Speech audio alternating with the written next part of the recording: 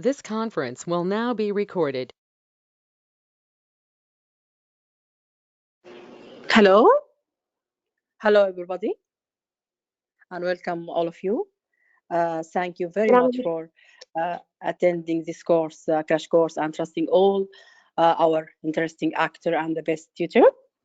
And also, I want to thank Dr. Agada and all my friends who share in this.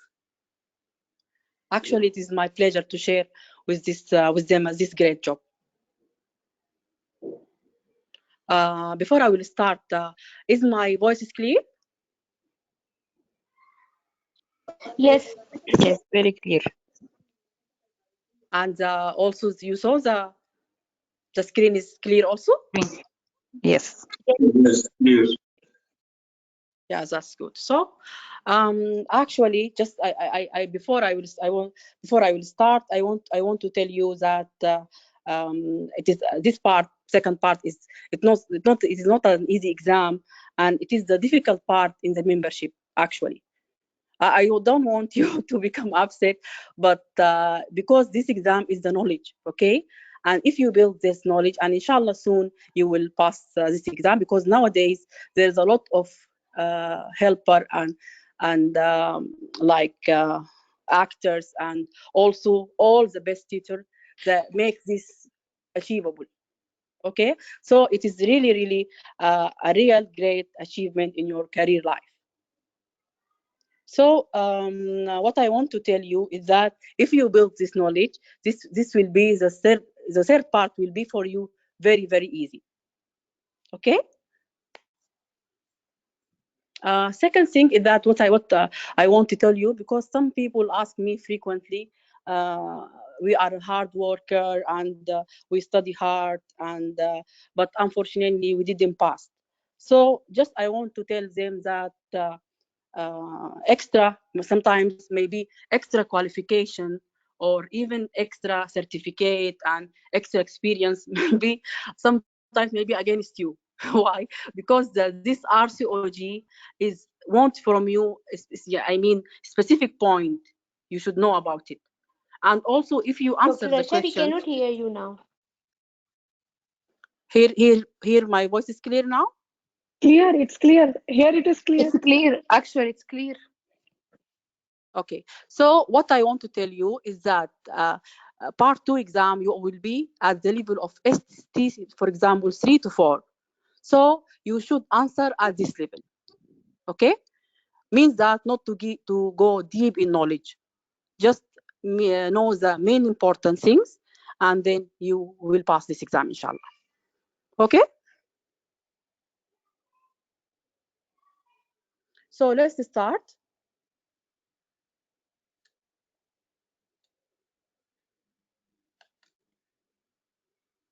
And today the topics which we are going to discuss is infertility. Nice summary about it, ovarian hyperstimulation syndrome, PCO, and male infertility. Maybe today we will just do maybe half of the infertility nice, and we have a questions.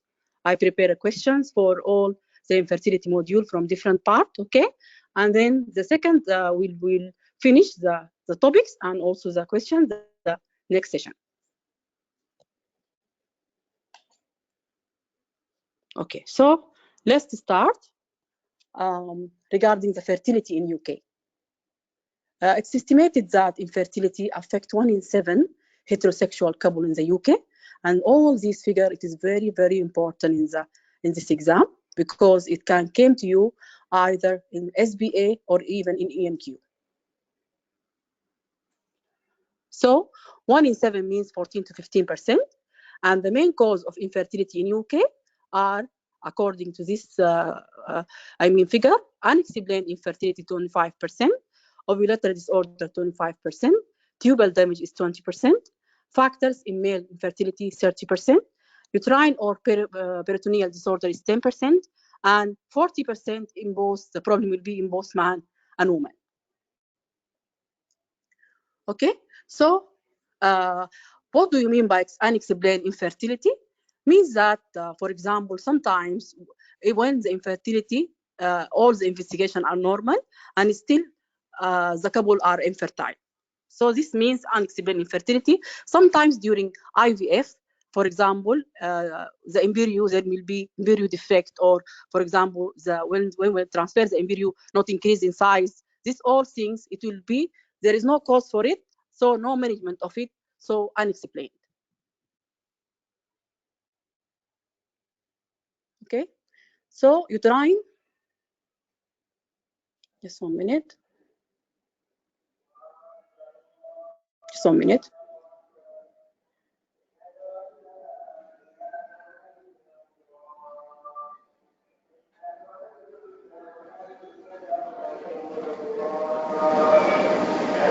What do you mean by infertility?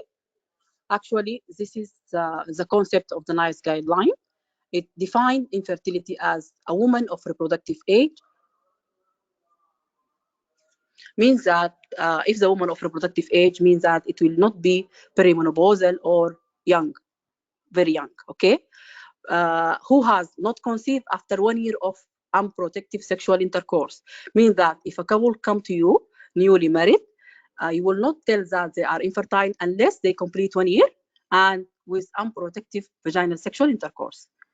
And also in the absence, this is a must, of any known cause of infertility, because if there is any cause for infertility, at that time you should manage first the cause, and then after that you can say that they are infertile.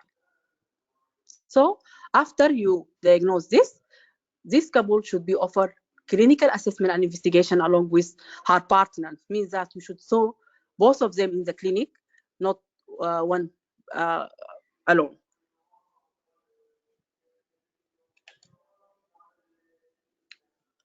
Okay, so sometimes they can come to you newly married, and the woman is, for example, 38 years old. So there is a certain criteria for early referral for specialist consultation to discuss this option of attempting conception. For example, if the woman came to you age 36 or over, or there is problem, for example, non-clinical cause of infertility or a history of predisposition factor for infertility. So for example, if the patient had, for example, PCO, she can come and to manage this. Also treatment, for example, in treatment of cancer, because during the treatment of cancer, some medication can affect the fertility for this woman, so that this woman need earlier referral for specialist consultation to discuss the option for her conception.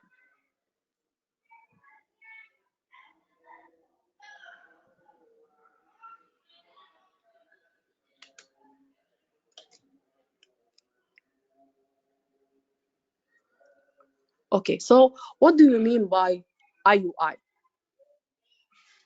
Actually, IUI means that artificial insemination, and it's offered to patients who were unable to have vaginal sex, for example, because of physical disability or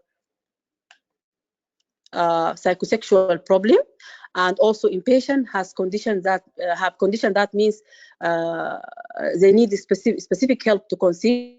If the patient has HIV and it is unsafe for them to have unprotected sex, and also if the patient in a same sex also and having got pregnant after 6 cycle of IUI using donor sperm, so that at that time you can go for another IUI.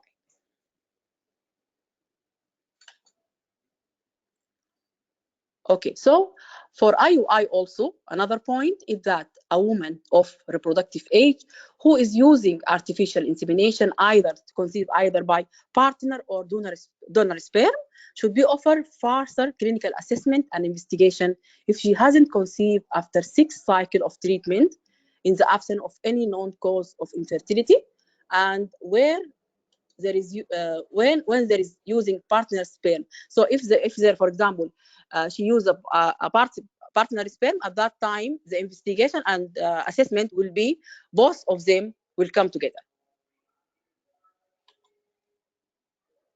So from before, we know that there is a range of causes of fertility problem, and the investigation, it will be critical, okay?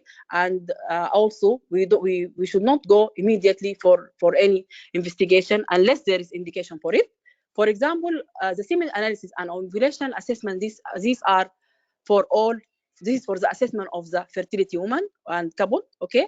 But regarding the tubal and the uterine abnormality and screening for infection, if there is any risk factor for all these things.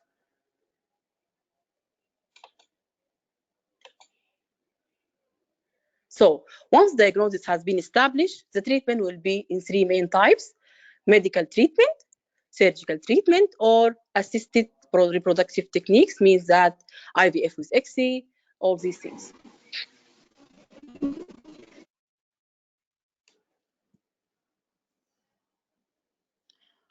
So coming to the principle of care.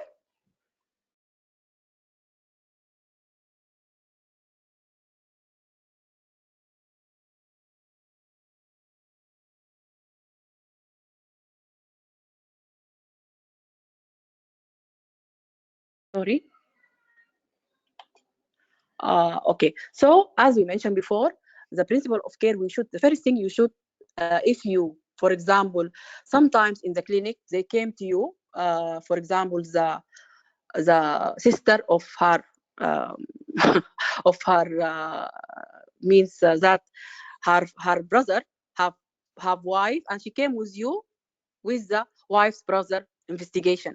So we will not actually, you will not tell her anything. That just you will tell her that this needs to be as in our countries. You will tell her that just we need the both couple to come, not you. This is simply as in the guideline, because they tell that it shouldn't be, it should be, they should be seen together, because this is very important in this because this will affect the decision surrounding investigation and treatment. So informed decision regarding the care and treatment via access to evidence-based information. After you continue, you complete the consultation. At that time, you should give the woman verbal information by written information and even audio media, okay? And this is very important when you go for the OSCE exam.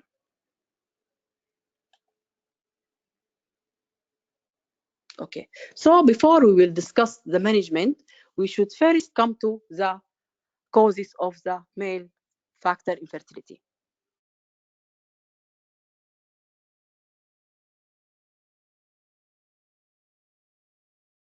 The first thing is that they, in the talk article, they divide the main cause of male factor infertility into 3 parts.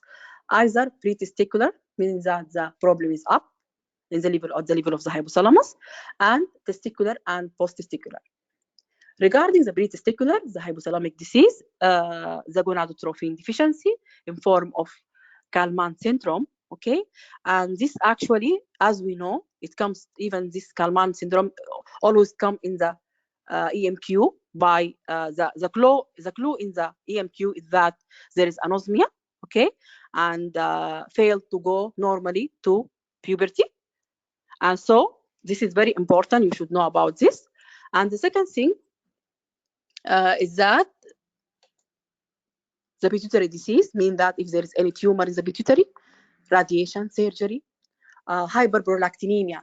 Actually, hyperprolactinemia, it have 2 forms to affect this male, either by mechanical compression or by the prolactin. It can cause decrease in the GnRH, okay?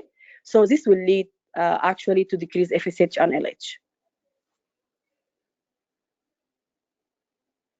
Then the exogenous hormone, which is anabolic hormone, always in the EMQ came to you that the male is an athlete and he has a good muscle bulk, and he's very happy because of that, okay? So actually the anabolic steroid, it can lead to negative feedback by decreasing the LH and FSH, and it works as a contraceptive for the male. Excuse me, Dr. Rasha, can I ask a question? What will be the testosterone level in case of patient taking anabolic steroid? It will be low or high? It will be low, negative feedback. Doctor, excuse me, can I tell you something? We can leave the question at the end to not be Yes, please. taking long Yeah, time please. before. Yeah, I know. Okay, I tell this before in my message, but okay. I tell of all of you, if you have any question, I will answer. We will answer it. Don't worry. But just now, let us to finish, because the guideline and the question are too much. So that just better to finish, and then you see. Okay, write it either in the group or even in my private. No problem. Okay. Then what we want to tell about the even the hypothyroidism. One of the EMQ came to you that the patient was before he's father a child before, and now he's fatigued. Okay, and so that the diagnosis was hypothyroidism. Okay. Regarding the second thing is that testicular, which is means that the problem in the testis, either it will be congenital. For example, the most important one, which is Klinefelter, which is chromosomal. Sorry. Which is the Klinefelter syndrome, which is chromosomal, and it's actually it affects about 2/3 of the azoospermic male. Also, Y chromosome microdeletion, which affect about 10 to 20% of the azoospermic. Noonan syndrome, which is male Turner syndrome, and other, for example, like cryptorchidism, which is the undescended testis. Acquired, like, for example, injury, orchitis, torsion, or trauma. Varicocele, we all know about varicocele, which is enlarged vessels, okay? And systemic, for example, disease, renal failure, liver failure, chemotherapy, radiotherapy, testicular tumor, and idiopathic, okay? I have one comment regarding the medication with the male, because the male is more affected by the medication regarding the fertility issue. Because, for example, we have certain medication that can affect the male, for example, like neutrofurantoin, like the cimetidine. This is just revised to me. Cimetidine, which it have an effect like anti-androgenic effect. The cimetidine and a spironolactone. Always these come in the questions, that they have anti-androgenic effect, so that can cause male infertility, and also the sulfasalazine, which have folic acid affect the folic acid synthesis, okay, and methotrexate. All these medication, it affects the testis, and in the form of the spermatogenesis, in the level of the spermatogenesis.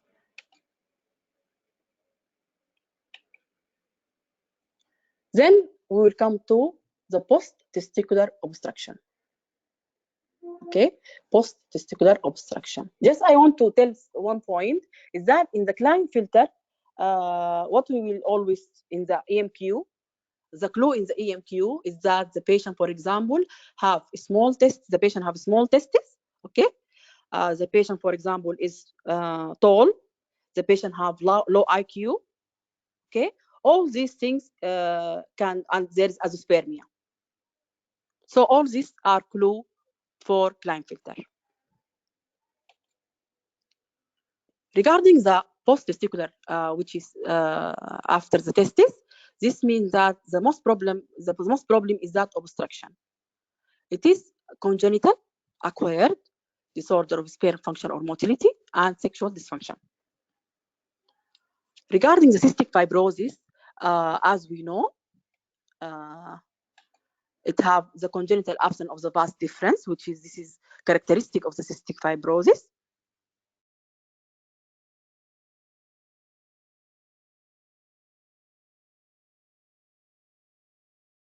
Yes, I want to tell you is that, for example, the post-testicular, you may not found anything because the semen analysis is normal. So by examination for the testis, you will see that there will be complete absence of the bilateral absence of the vas deferens. If you saw this, immediately you will investigate for cystic fibrosis, and you will counsel the patient that it doesn't. If there is if the test the test for the cystic fibrosis become negative, it will not exclude cystic fibrosis.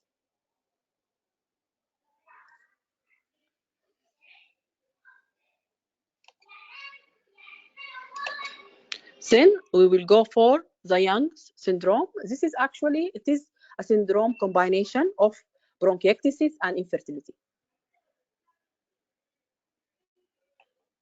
acquired like vasectomy, which is a form of male contraception with a minor surgery, infection like chlamydia and gonorrhea, iatrogenic basal injury, and disorder of the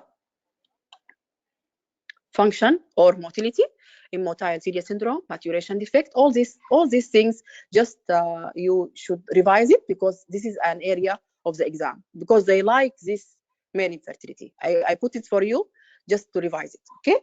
Also, sexual dysfunction, timing and frequency, erectile ejaculation dysfunction, diabetes, multiple sclerosis, spinal cord, and pelvic injury. Okay, so let's go for the assessment and treatment of people with fertility problem.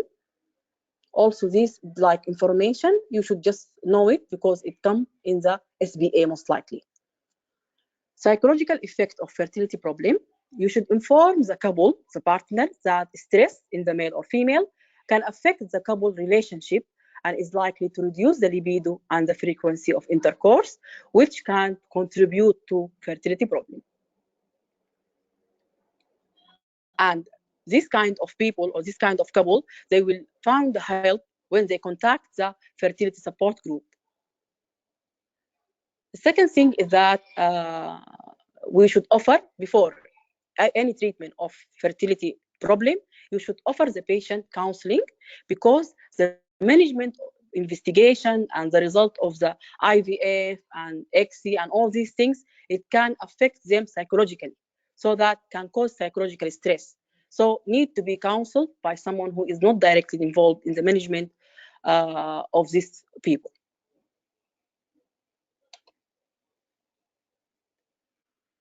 What are the initial advice to people concerned about delay in the conception? This is also this paper. You should revise it by heart because always it can come.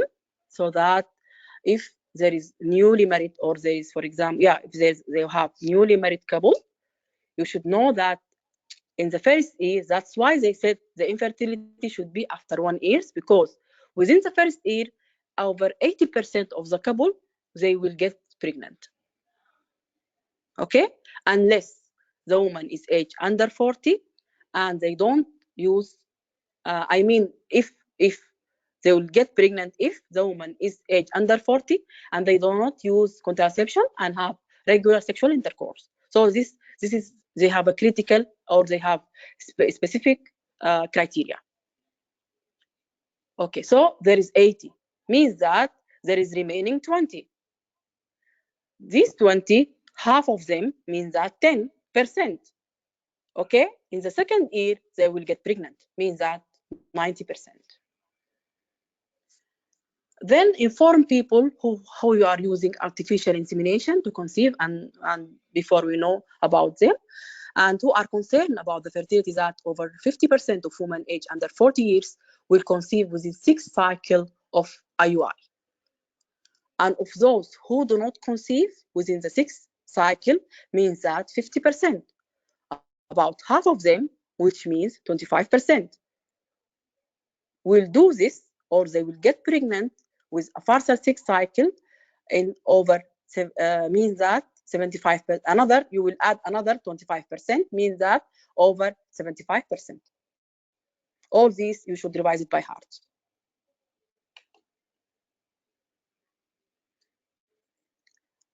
Inform people who are using artificial insemination to conceive and who are concerned about their fertility that the fresh sperm is associated with higher conception rate than the frozen one. And intrauterine insemination, even using frozen sperm, is associated with higher conception rate than the intracervical insemination. This is just to read it and understand it. It can come just in the SBA. Okay, so let's come to the initial advice to people concerned about delay in the conception. For example, 2 couples came to you and they tell you that, for example, I didn't get pregnant. So that from the history, you will know from them, because you will ask them about how frequent they do sex within the week. Okay, so for example, maybe they have a job and there is difficulty to meet each other, so that's maybe a problem. So that you should inform them, and you should know about the frequency and timing of sexual intercourse or the artificial insemination. So people who are concerned, you should inform them that vaginal sexual intercourse every 2 to 3 days optimize the chance of pregnancy. And people who are using artificial insemination to conceive should have their insemination time around the ovulation.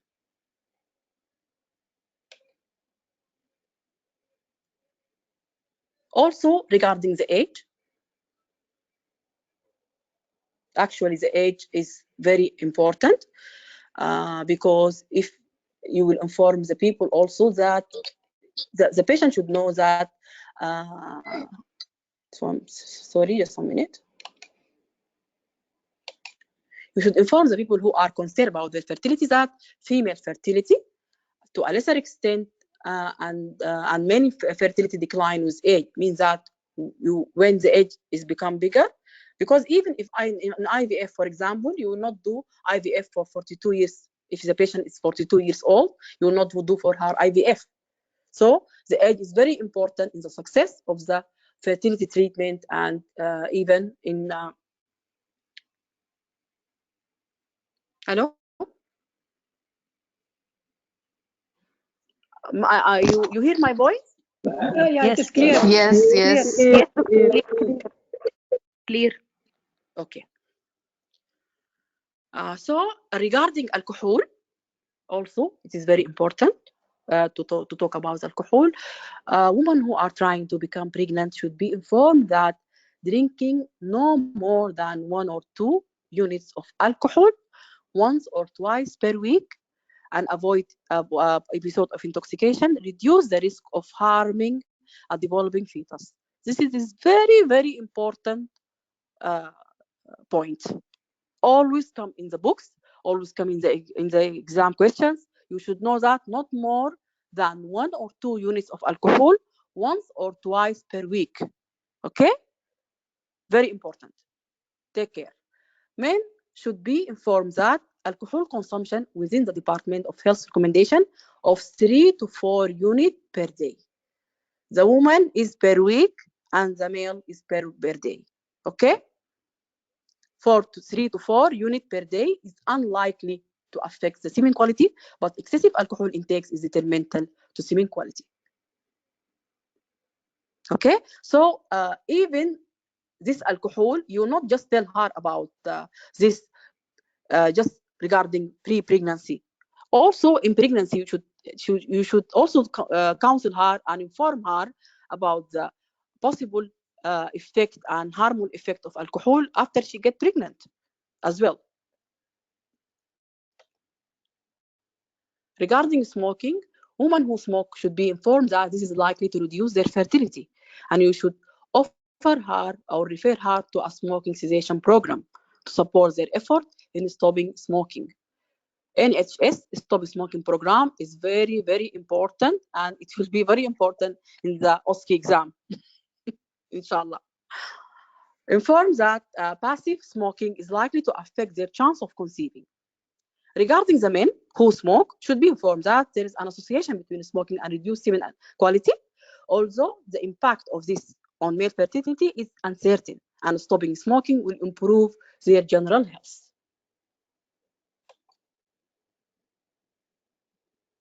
Regarding the tea, coffee, and cola and these things, there is no consistent evidence of an association between consumption of them and fertility problem.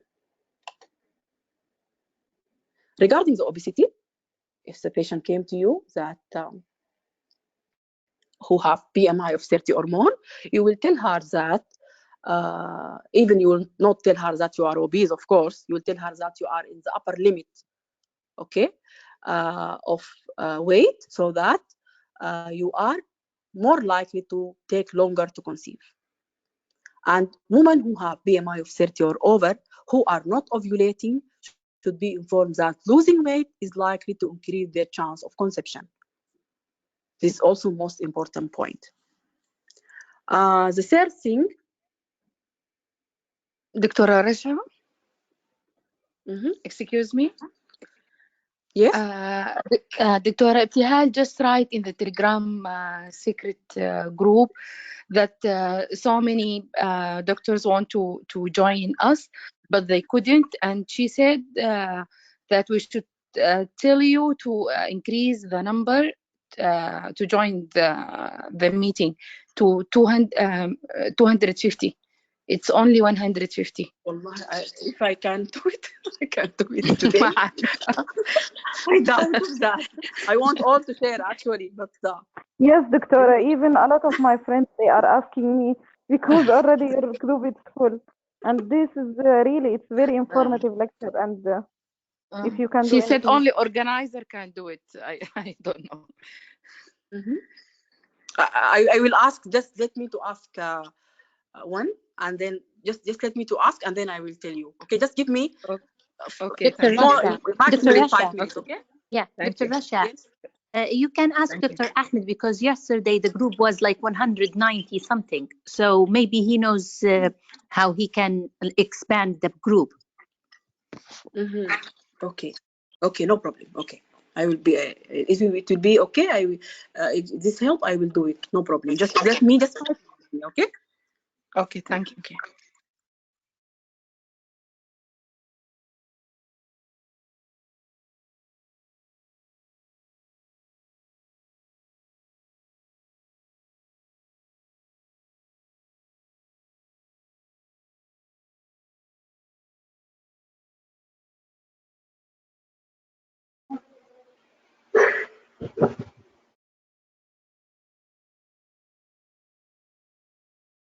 Can't hear you.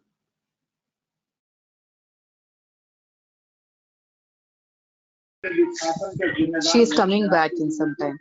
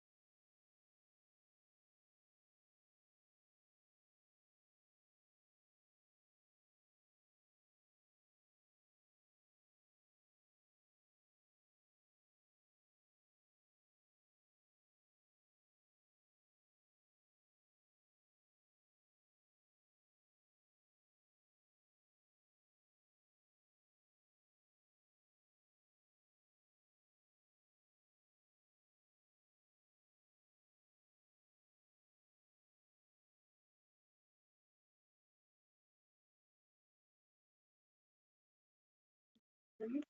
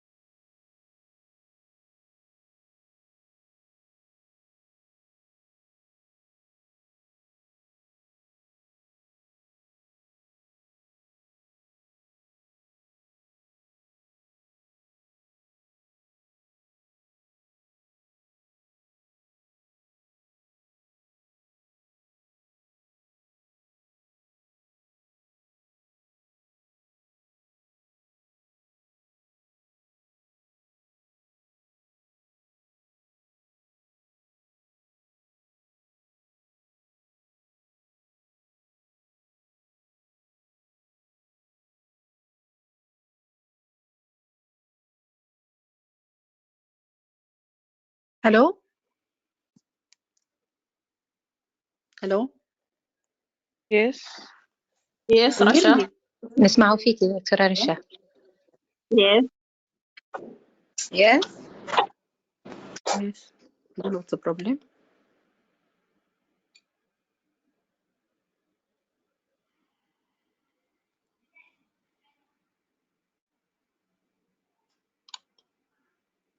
Okay.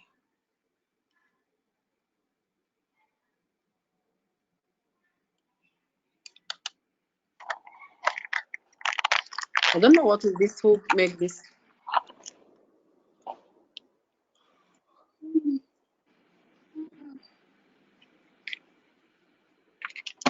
Just 1 minute. Your kids.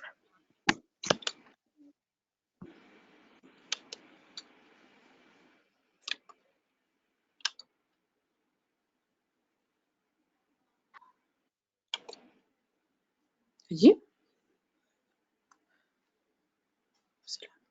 هذه حاجة عجيبة خلاص.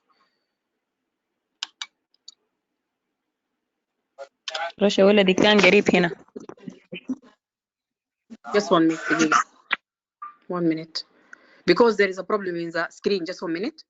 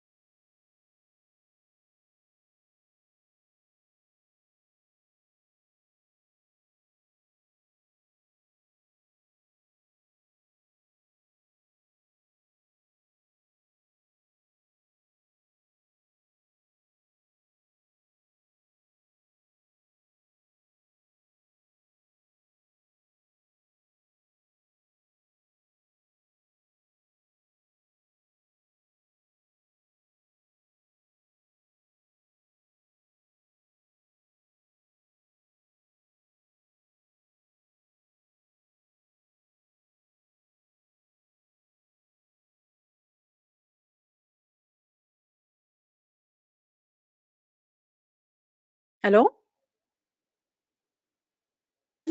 Yes, Rasha. Hello? Yes. Yeah. There is a problem in the screen. I don't know what is it. You saw there is like yellow. Yes, your kids is here. We heard. Yeah, there is a line like yellow color. I don't know what is this. It cannot come. No I tried We to see remove it, well. but It's We see clear, well. dear. No problem. No problem, Dr. Rasha. You can okay. continue. Also, oh, yes. Yes. Okay, like just 1 minute. We went to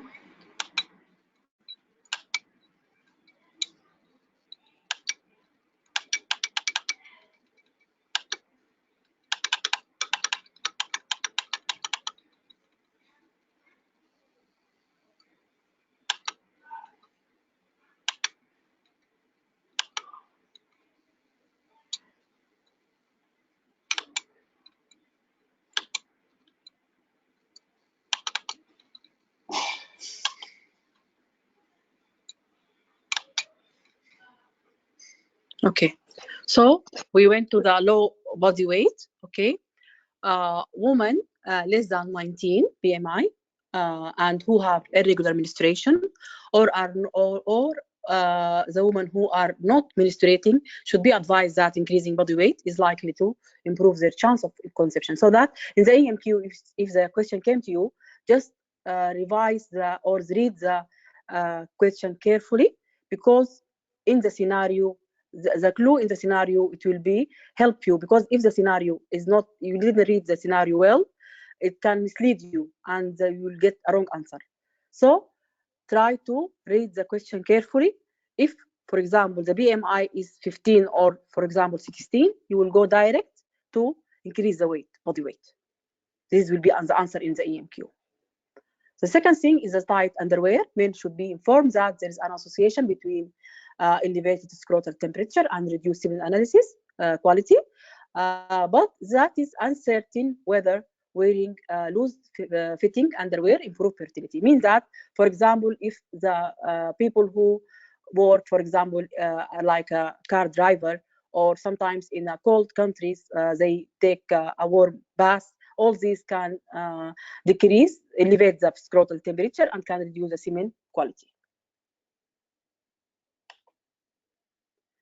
The occupation, as I mentioned, like a car driver, reduce male or female fertility. There is some occupation involves the exposure hazards. Okay, specific. So it is important to ask in the history regarding the occupation. When you taking a history from a couple, you should know what is the occupation, and also you will give them advice according to and offer them treatment as it suits them.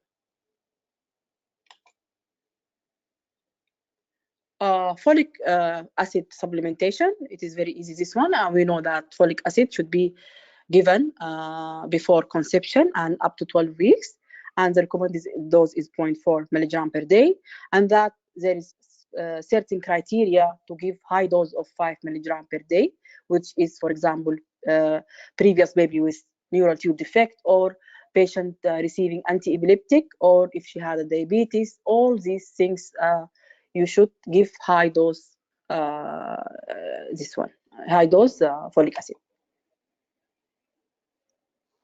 This also should be also like your heart, semen analysis. So conduct semen analysis as part of an initial assessment, because if there is a couple came to you, there is two investigation you will do: the semen analysis for the male and the ovulation marker, or the regarding the ovarian reserve, you will do it for the woman. So conduct semen analysis as part of the initial assessment. It should be compared with the following World Health Organization reference value, and this is very, very important. The semen volume is 1.5 ml or more, the pH 7.2 or more, total sperm number 39 million spermatozoa per ejaculate or more. So the total sperm number per the ejaculate, okay, and the total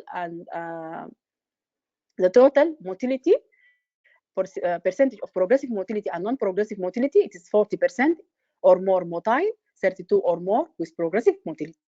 This is from the things that you should revise this all every day.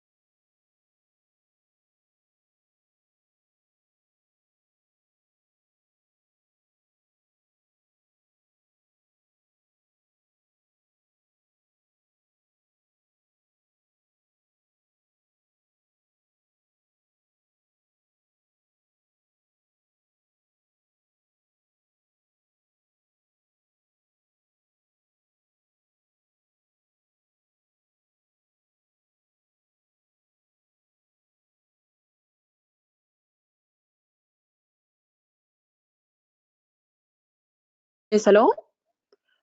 Yes. So, Yes. as I told you, yeah, my voice is clear? Hello? Clear, clear. Yes. Yes. Yes. Yes. Okay. So, as I told you, as I told all of you, the semen analysis is very important.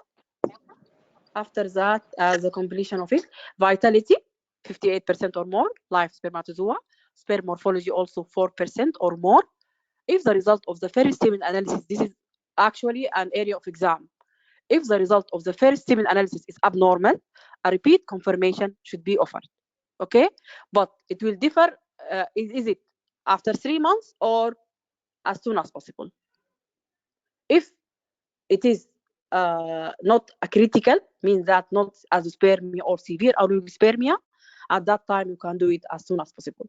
But if it is not like that, like borderline or something like that, you can give 3 months, because the process of spermatogenesis, the spermatozoa to become the spermatogonia to go for spermatozoa, it takes about 72 days, so that it will allow time for the cycle of the spermatozoa to be completed. Regarding the ovarian reserve testing, use a woman's age as an initial predictor of her overall chance of success through the natural conception or with in IVF. Means that also this is very important, and there is SBA in the exams, I saw them. So that use one of the following measure to predict the likely ovarian reserve to gonadotropin stimulation in IVF. Regarding you will use 3, the total antral follicle, the anti-Mullerian, and the FSH. For the total antral follicle, if the count is less than or equal to 4, this is low response.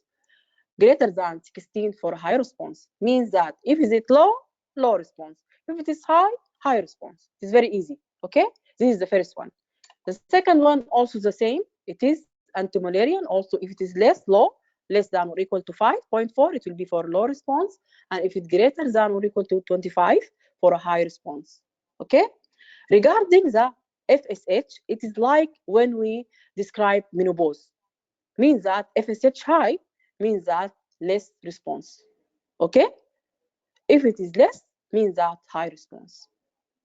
Just revise it like this, because always we are suffering before that we not going with the anti-Mullerian and the antral follicle, so that FSH like menopause, take it like menopause. If the FSH is high, this means that low response, and it is low, so this means that high response. Okay, and it is greater than 8 and less than 4. So 4 plus 4 equal 8. Just revise, and the up one anti-Mullerian 5 by 5, 25, because we revised as this before. And the this one total antral follicles is 4 by 4. 4 by 4, 16. 5 by 5, 25, and 4 plus 4, 8. Regarding regularity of the menstrual cycle, because this will give you a clue regarding the ovulation of this patient, women who are concerned about their fertility should be asked about the frequency and regularity of their menstrual cycle, and women with regular monthly menstrual cycle should be informed that they are likely to be ovulating. So this means that if the patient came to you seeking pregnancy, and she tell you that I have a regular menstrual cycle, this means that she's ovulating. Women who are undergoing investigation for infertility should be offered blood tests to measure serum progesterone in the mid-luteal phase of the cycle, 21 of 28-day cycle, to confirm ovulation, even if they have regular menstrual cycle. Women with prolonged irregular menstrual cycle should be offered a blood test to measure serum progesterone on day 21 of menstrual cycle. So it means that if the patient have 28 days, you will go back 7 days. Means that day 21 of a 28-day cycle. Depending upon the timing of the menstrual period, this test may need to be conducted later in the cycle. For example, day 28 of 35, repeated. Yeah, if the patient, for example, came to you and she have irregular cycle, and for example, she had prolonged, for example, her cycle become it come every 35 days. You will go back, as I told you, 7 days means that 28, and then you will repeat it weekly until the next cycle. Okay, start. What you will take? You will take the high one, the high level. You will take it. Okay. Women with irregular menstrual cycle should be offered I'm a not, blood test. Dr. Rasha, can you repeat this? I'm not getting. Okay. Depending upon the timing of the menstrual period, for example, sometimes the patient came to you and you want to see if this patient is ovulating or not. Okay. As we mentioned before, we will do for her mid-luteal progesterone. So the patient, for example, let's see, her cycle come every 40 days. Every 40 days means that you will go back 7 days. Okay. So that we will do it day what? Day 33. 7, 40 and 7 means that 33 of 40 days. Okay. So then what you will do, you will repeat this weekly. Every week you will go to repeat this test until the next cycle. And then what you will take, you will take the reading. You will choose the highest one. It's clear now? Yeah. Okay. So women with irregular, you are welcome. Women with irregular menstrual cycle should be offered a blood test to measure serum gonadotropin, FSH channel H, because sometimes there may be another cause for this irregularity of the cycle. For example, pituitary problem, sometimes chromosomal problem, sometimes you have PCO, a lot of causes for that. Yeah. So now we will come to the investigation of suspected tubal and uterine abnormality. We have 4, and every type of investigation have specific criteria to do it. The first one is that for the hysterosalpingiography to screen for tubal occlusion. Okay. Actually, it has special criteria. We will do it. Sorry, please. You can mute, please.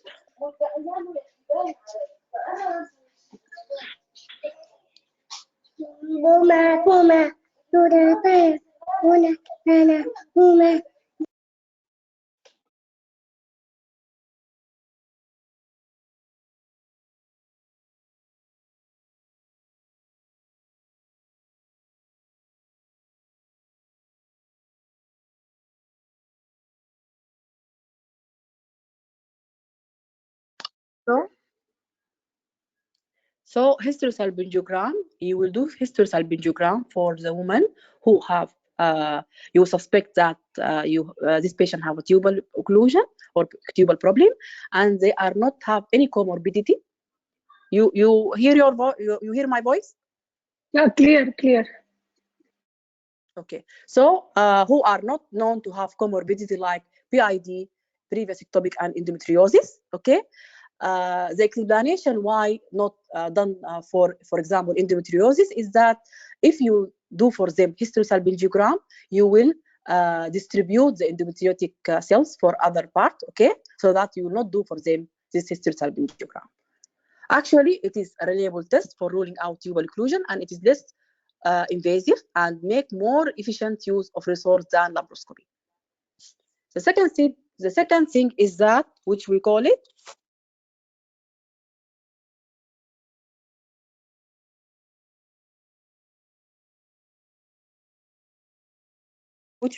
hycosi. This is actually, it is like filling the uterine. Please mute.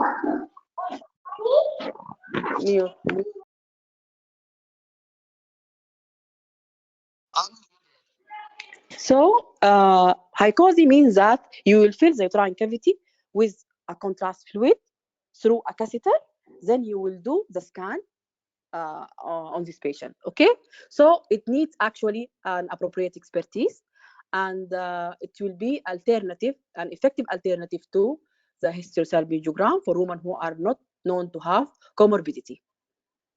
Regarding the lab and dye, as we know, it will be for women who have a comorbidity, because so that the tubal and other pathology, it can be assessed and even it can be treated as well. Women with for the last time, which is hysteroscopy, this investigation actually will not do this kind of test will not be done as routine unless there is special indication. So it is not done as part of the initial investigation unless clinically indicated, because the effectiveness of the surgical treatment of the uterine abnormality on improving pregnancy rate has not been established. Okay, so it is not routinely done. But if you, for example, suspect polyp, or for example myoma, like submucous myoma, because it can affect the implantation, at that time you can do it.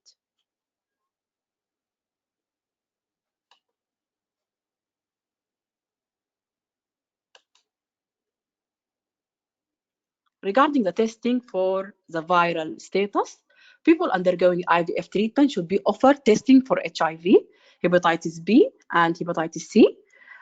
If test positive for one or more of HIV, hepatitis B or hepatitis C, should be offered special advice and counseling and appropriate clinical management. Regarding the viral transmission, for couple where the man is HIV, any decision about fertility Hello, management Dr. should be the result of discussion. Yes. Hello, Dr. Rash. Sorry, screen is not Yes. properly seen. Hmm? Screen is not properly seen. Now. Yeah, this you mean the line, the yellow line, you mean? No. Hello. zoom بس يا رشا. It's clear for me. Clear for us. It's clear. اعملي zoom. Just make zoom, or if you saw from the mobile, just turn the mobile, okay? Okay, thank you. Yeah, expand it. Okay, so testing for viral status, people undergoing IVF treatment should be offered testing for HIV, hepatitis B, and hepatitis C. If test positive for one or more of HIV, hepatitis B or C, should be offered specialist advice and counseling as well. Regarding the viral transmission, this is very important point. This one, if the man is HIV positive, any decision regarding the fertility management should be the result of discussion between the couple and the fertility specialist and HIV specialist. So advise couple where the man is HIV positive that the risk of HIV transmission to the female partner is negligible through unprotected sexual intercourse, but there is a criteria should be met. And this is, you should revise it by your heart. It always comes in the exam. The man is complained. These criteria are if the man is complained with highly active antiretroviral therapy, or the man has had a plasma viral load of less than 50 copies for more than 6 months, or there are no other infections present, or unprotected intercourse is limited to the time of ovulation.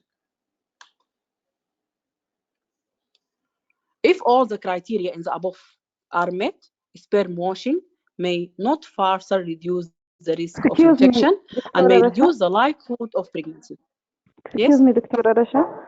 It should be the whole criteria to be there, or one of them. If we find one of them, we can consider it. What? It should be the whole Yeah. criteria. Yes, The the whole whole criteria. criteria. When all of, yeah, all, because he said that when all of the following criteria are met. It will be negative. Okay. Yeah. Okay. So if all the criteria in the above recommendation are met, sperm washing may not further reduce the risk of infection and may reduce the likelihood of pregnancy. Okay, that's why they put this, because you can recommend for them sperm washing because you said that it will not reduce the risk of infection, but actually they found that it will reduce the likelihood of pregnancy. Where the man is HIV positive and either he is not complained with heart or his plasma viral load is 50 or more, this offer immediately sperm washing. Inform the couple that sperm washing reduce but doesn't eliminate the risk of HIV transmission. If the couple who meet all the criteria in the above recommendation is still perceive an unacceptable risk of HIV transmission after discussion with their HIV specialist, consider for them sperm washing. So all this area can come EMQ. Okay? Inform couples that there is insufficient evidence to recommend that HIV negative women use pre-exposure prophylaxis when all the criteria in the above recommendation are met.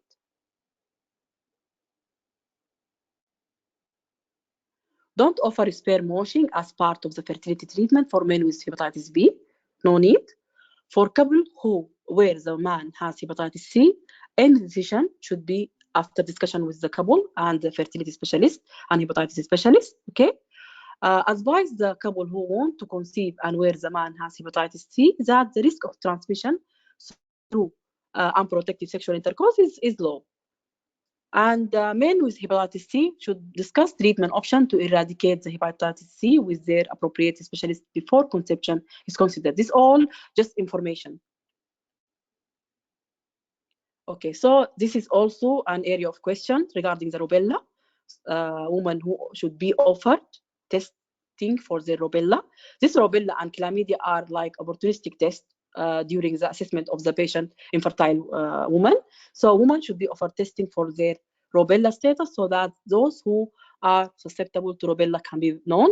And if women who are susceptible to rubella should be offered vaccination and advised, okay, not to become pregnant for at least 1 month. And this is always come in the exam.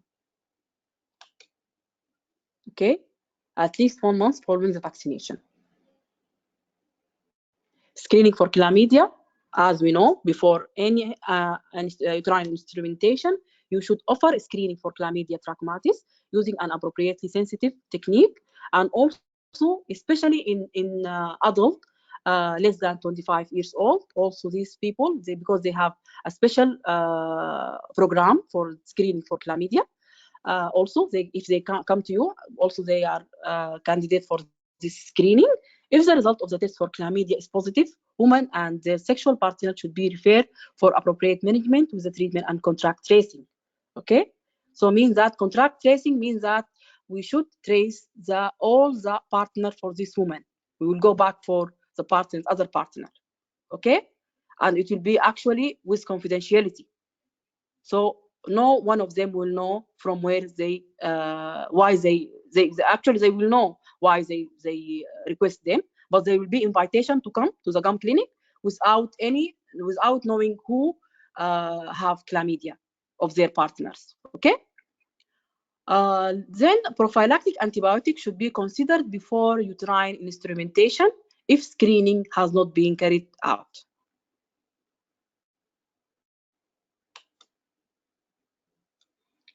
These tests actually are not routinely done, but also they didn't say to you that it will not done. Okay.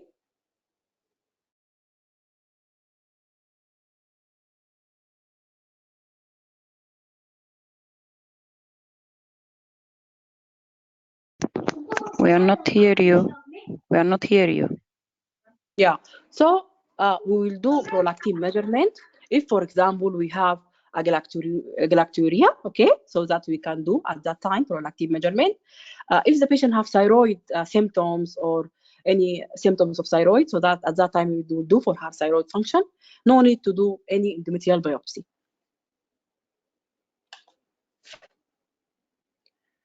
Medical and surgical management of male factor fertility problem.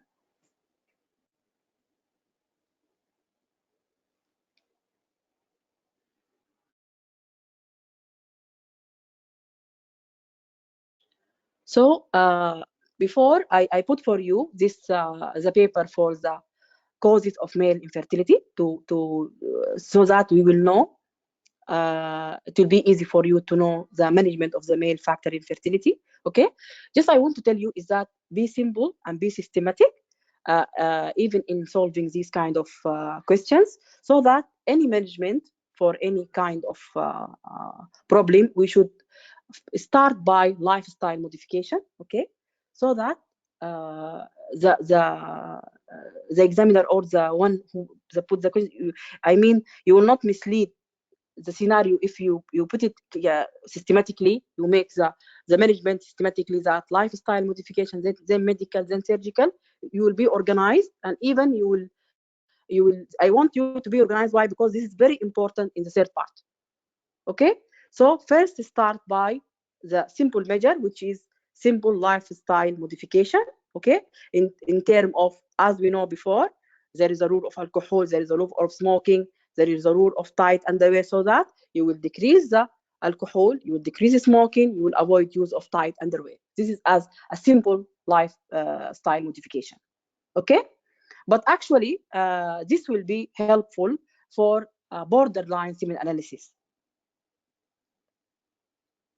Are you with me? Hello? Yes. Yes. Yes. Okay. Yes. Okay. So yeah. So also there is another type like the antioxidant. Okay. Also, but there is a debate and not written in the NICE guideline, but it is written in the talk and these things, that, for example, like vitamin E, it can improve the semen parameter.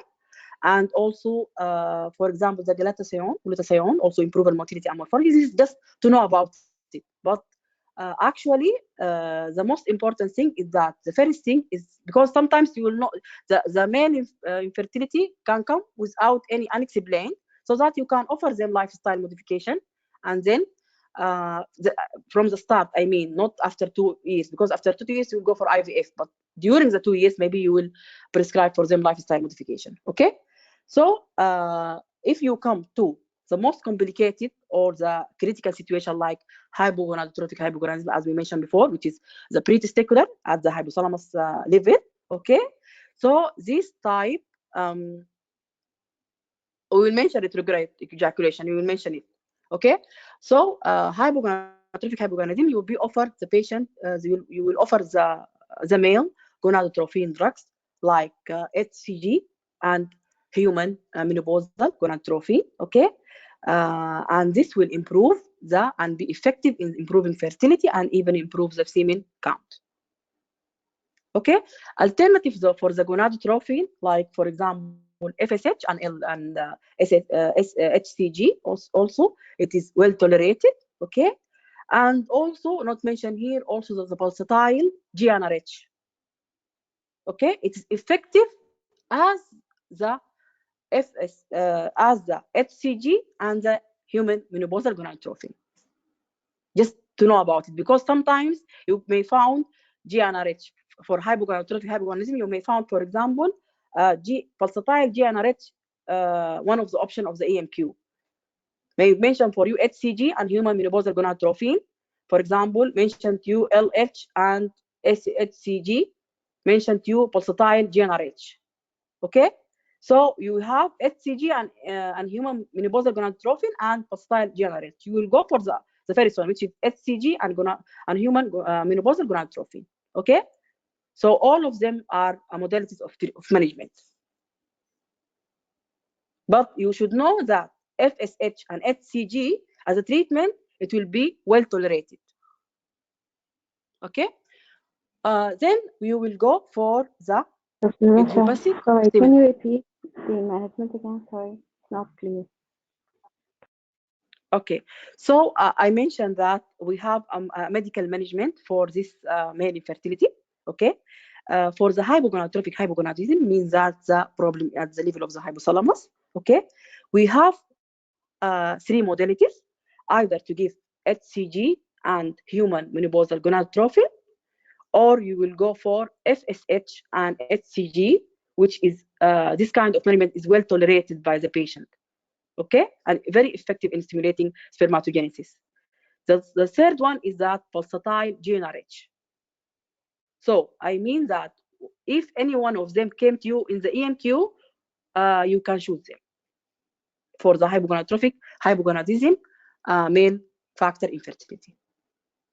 Okay, so Okay, men with idiopathic semen abnormality shouldn't be offered anti-estrogen, gonadotrophins, androgen, bromocriptine, or kinine enhancing drugs. Okay, all these, there is no from the study, they haven't shown any effectiveness. I don't know who makes this, really, who write in the screen.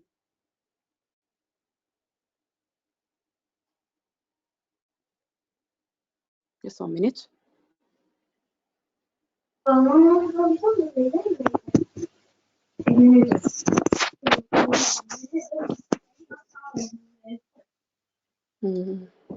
Just 1 minute.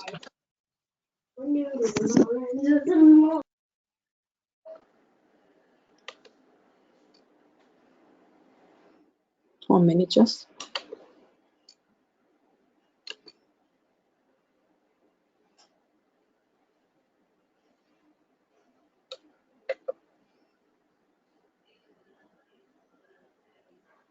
Because please, I think there is someone who is writing in the screen. I don't know whom. يا رشا واحد من أولادك كان قريب هنا. لا والله سامعين أولاد صوت؟ مرة ما هنا. لا ما هنا. طيب في صوت بتاع جوطة كان.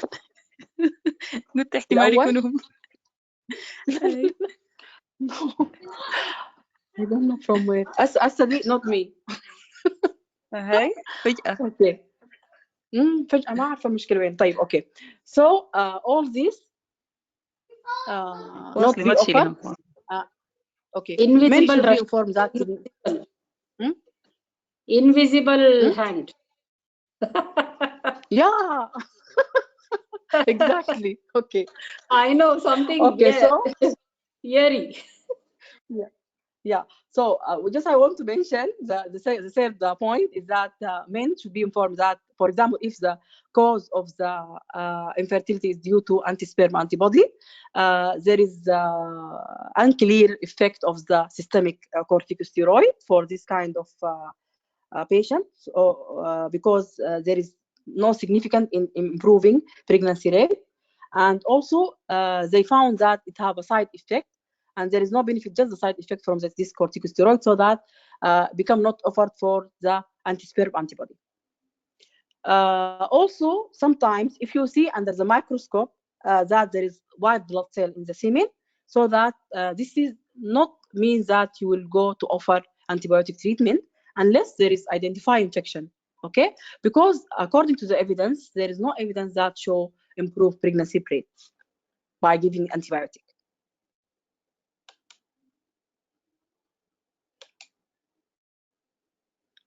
Regarding the surgical management, okay, surgical management of this male type of fertility, the first thing is that we will start by the obstructive azoospermia, which means that it is at which level the obstructive azoospermia. Can you tell me, anyone? Can you tell me the obstructive one, which kind was before? Cystic fibrosis. Basic testicular. Yeah, exactly. So men with obstructive azoospermia should be offered surgical correction, okay, of epididymal blockage, and this actually it is alternative. I mean that it needs expertise to be available, and it is likely to restore the patency of the duct and improve fertility. So for obstructive azoospermia, you will start by the surgical correction of the epididymal blockage, and if after that not benefit or there is any problem, you can go for surgical sperm recovery or retrieval and IVF. Okay, actually the surgical correction of the epididymal blockage, it will be less. It will be less cost, I mean costless, okay, for the surgical correction of the obstructive azoospermia. Okay, then men shouldn't be offered surgery for varicocele. As we know, the varicocele always also come in the exam, is that varicocele, it affects about 10 to 15% of the male, and 25% have abnormal semen analysis. This is a very important figure. Okay, you will not you shouldn't offer them surgery as part of the fertility treatment, because it doesn't improve pregnancy rate, but you can do for them surgery if they have a pain or chronic pain. Regarding the management of the ejaculatory failure, okay, we have either anejaculatory or retrograde ejaculation. The treatment of ejaculatory failure can restore fertility without the need for invasive method of sperm retrieval or the use of assisted reproductive procedure. However, further more evaluation of the different treatment option is needed. Just I want to tell you just a little bit about the ejaculatory failure. Is that before the retrieval? Is that this as an ejaculation? You can start by if come to you in the exam. This we have anejaculatory and retrograde ejaculation. Okay, the anejaculatory you can start by. They thought that it is the medical is not the first line. The medical management is not the first line. You will give alpha agonist, imipramine. Okay, this is for the anejaculation, and but it's not the first line. You can go for transrect. And if you found if they write for you for the came to you question with the anejaculation, okay, and they put for you medication like alpha agonist, imipramine, and they put also transrectal electroejaculation. What you will do? You will choose the transrectal electroejaculation because it is the medication is not the first line. Okay. The second thing is that for the retrograde ejaculation, also you will go for medical. If failed, you will go for the surgical sperm retrieval and EXI, and we will tell about this now. What do you mean by surgical sperm retrieval? Actually, this is I bring it from a talk because it is not written in the NICE guideline, and I know before we suffer a lot to find information about this, and it can come to you in an EMQ. And just I want you to understand well because I have a question EMQ regarding this topic. Okay, so surgical sperm retrieval, it means that the sperm can be retrieved from the testis or the epididymis for use in IVF or ICSI. Okay, so we will take the sperm. What are the indications? Either obstructive cause, severe male factor infertility, or ejaculatory failure. 3 indications for the surgical sperm retrieval. Okay, the technique either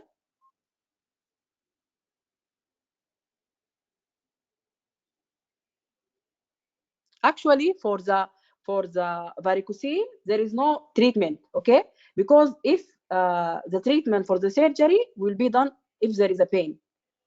Okay, and sometimes they said that large varicocele it will reduce the scrotal temperature and protect the testes so that it will be beneficial. Am I clear for you? Okay, so technique from the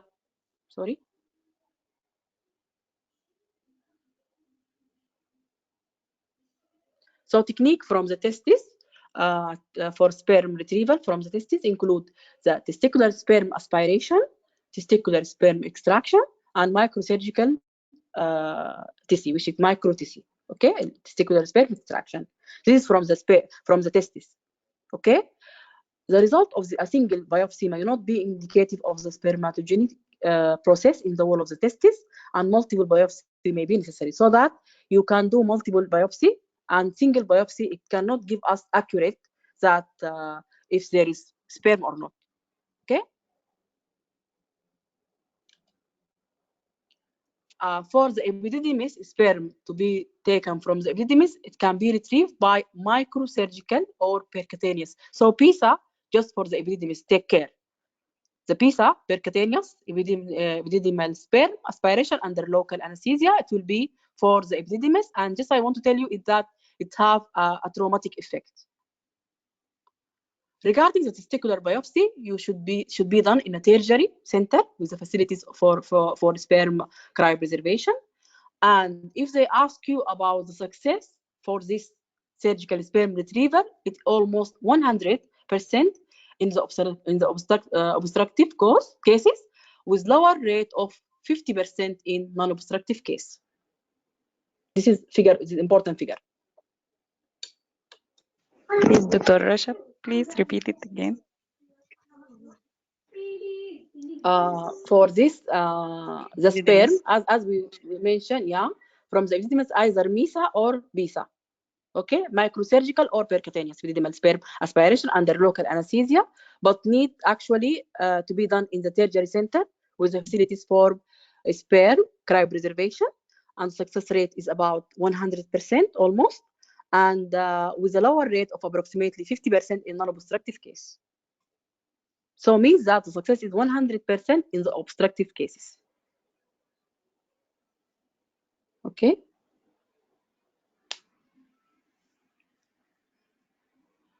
Now come to the female factor. For the female factor, classification of ovulatory disorder. The World Health Organization classify ovulation disorder into 3 groups.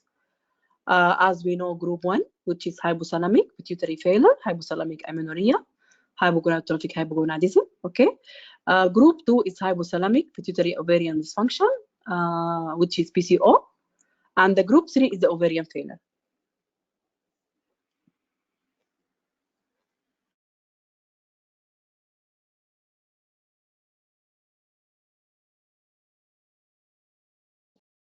Hello? Yes. As we know from group 1, which is hypogonadotrophic, okay? So that the causes, for example, like underweight, anorexia nervosa, exercise inactivity, okay? All these can come in the EMQ because you always come that hypogonadotrophic, underweight, anorexia, or all this you will know it from the questions, from the scenario, okay? So this kind of people, for example, if she's underweight, you will increase their body weight if they have BMI of less than 19, okay, and or have irregular menstruation, because if they increase their weight, her menstruation will become regular.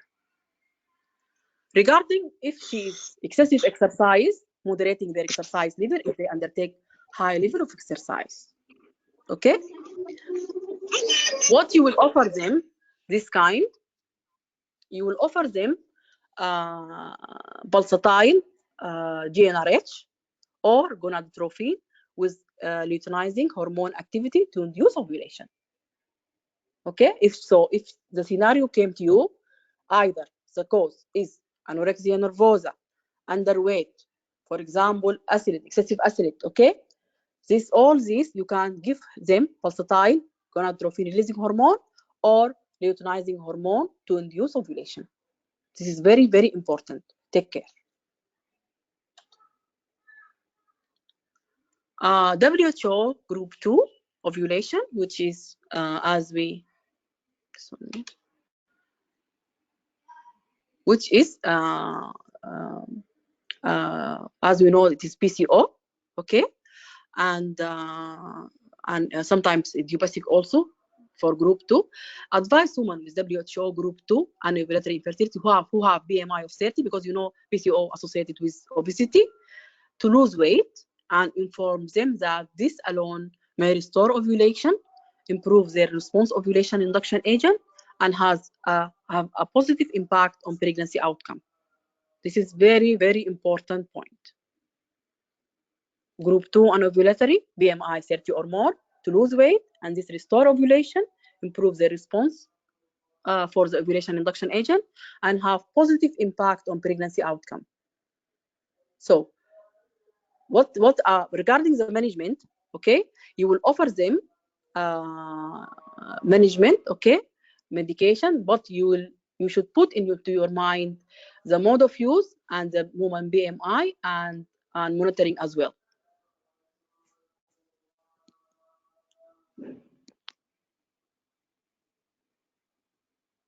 So either you will go for chromophene citrate or metformin or a combination of the above.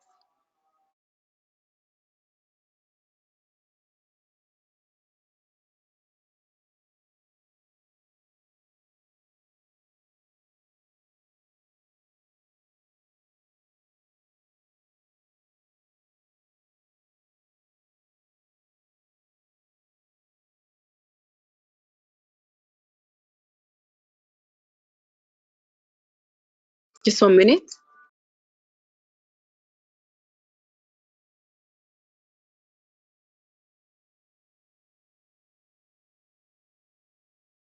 So either clomiphene citrate or metformin or combination of the above.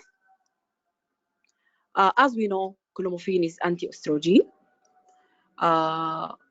For women who are taking clomiphene citrate, yeah. So first, just let's talk brief about what is clomiphene citrate, and because it is an area of exam, this clomiphene citrate.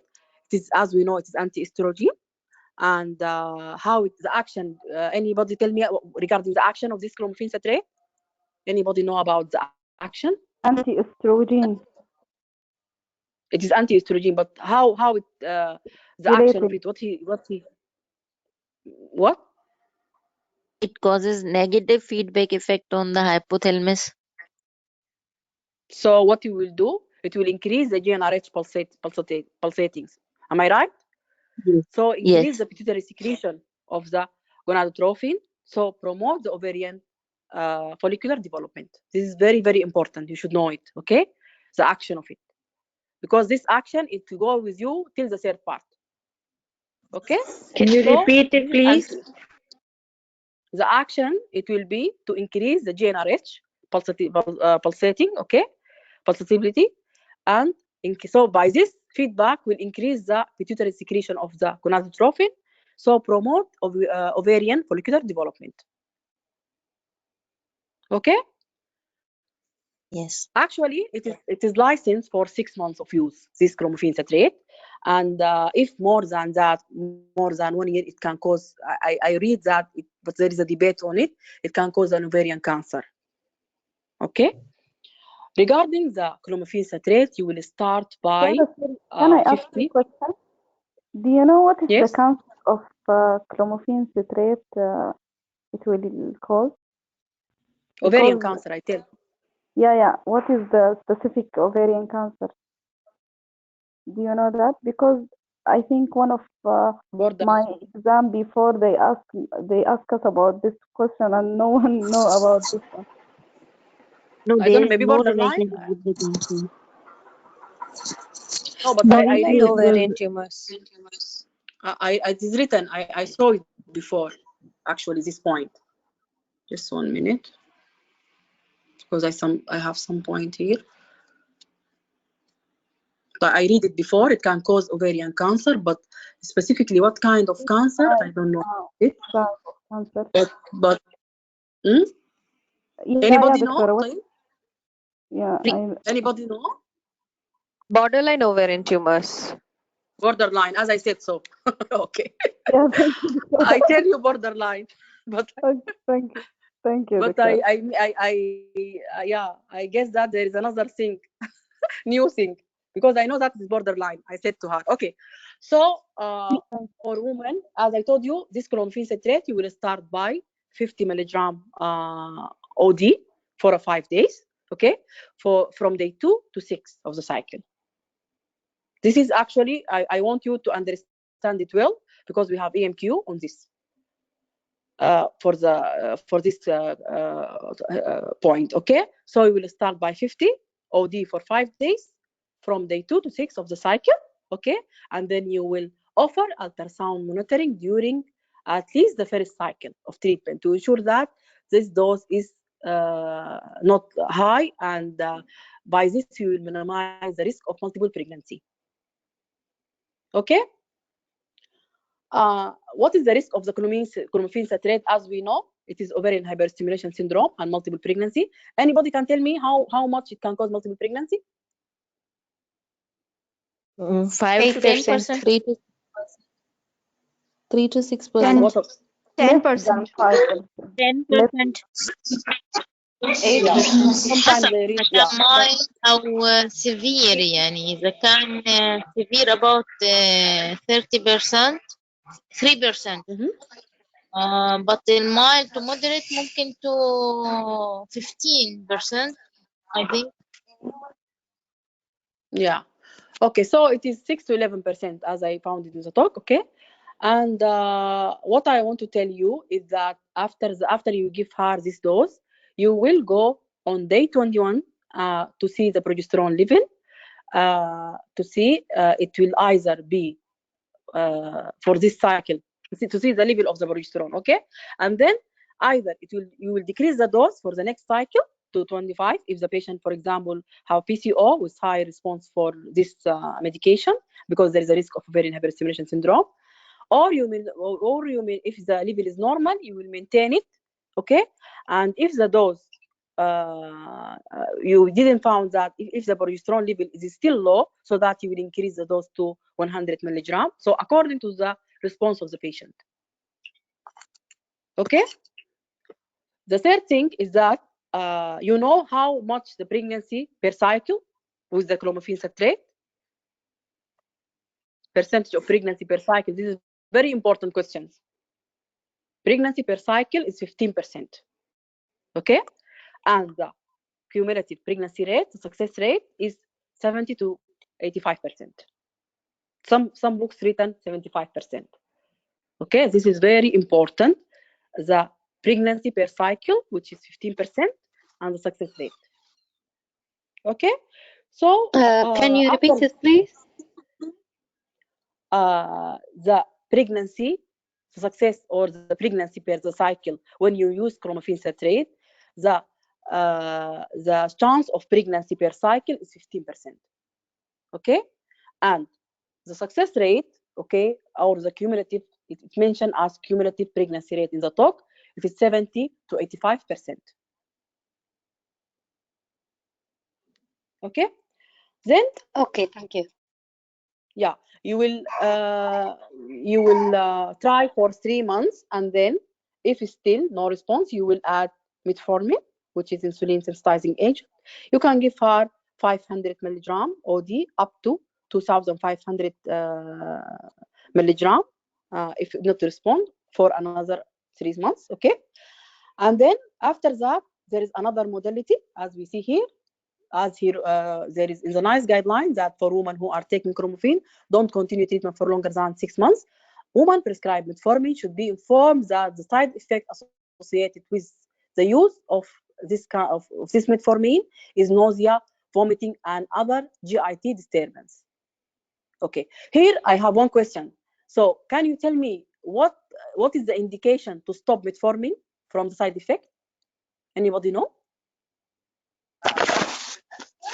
After 6 cycle, it's not allowed to use it more than 6 cycle. Hyperstimulation. No, I mean from the side effect. Even if you have one side effect, you will not even continue. You immediately stop it. Lactic acidosis. Lactic acidosis. What? Lactic acidosis. Lactic acid. High. Okay. Lactic acidosis. No. If the patient have a visual disturbance, eye issue. an indication. Yeah. Eye issues. To stop visual symptoms. Yeah, eye issues. Yeah. You will go direct to stop the medication. This is a very important question. Okay. Okay. So after that, because of the noise. What is the very important side effect? The critical side effect which lead you to stop the medication, the metformin, immediately, is the visual disturbance. Okay. Thank you very much. Okay. Okay. Thank you. Okay. So metformin or clomiphene citrate. I think this is for clomiphene citrate. This is the side effect of clomiphene citrate. Yeah, clomiphene citrate, not metformin. I mean clomiphene. No. Sorry. Yeah, this for clomiphene citrate. I mean not metformin. No. For clomiphene citrate. Yeah. You are right. Sorry. Ma'am, can you repeat? Yeah. Okay. Can you repeat, so please? Just I want to tell you that clomiphene citrate. Hello. Yeah. Can you repeat this one? Can you repeat this one? Yeah. We have indication to stop the clomiphene citrate immediately. Okay. The metformin and clomiphene citrate, they share the same side effect. Okay. But for the clomiphene citrate, sometimes you will stop it immediately.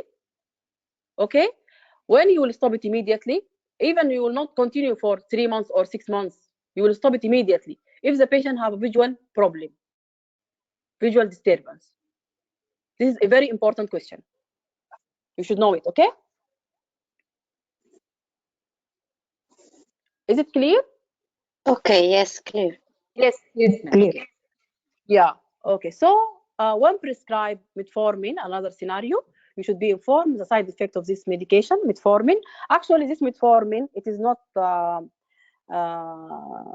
it is an insulin sensitizing agent, but it is not licensed actually for this, for the PCO, or even in this type of group 2 ovulation disorder, but we can give it because of the evidence. And you should inform the patient about the side effect of this, like nausea, vomiting, other GIT upset. Okay, all this you should inform the patient about it.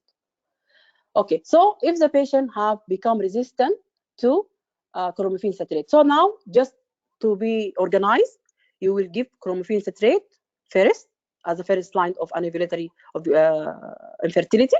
Then you will continue for 3 months.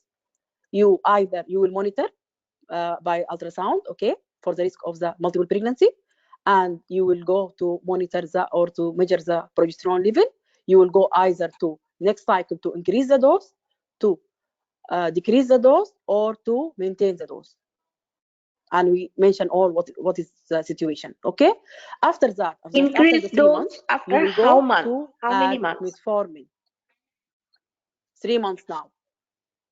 After 3 months, if still no effect, you will add metformin, okay, for another 3 months.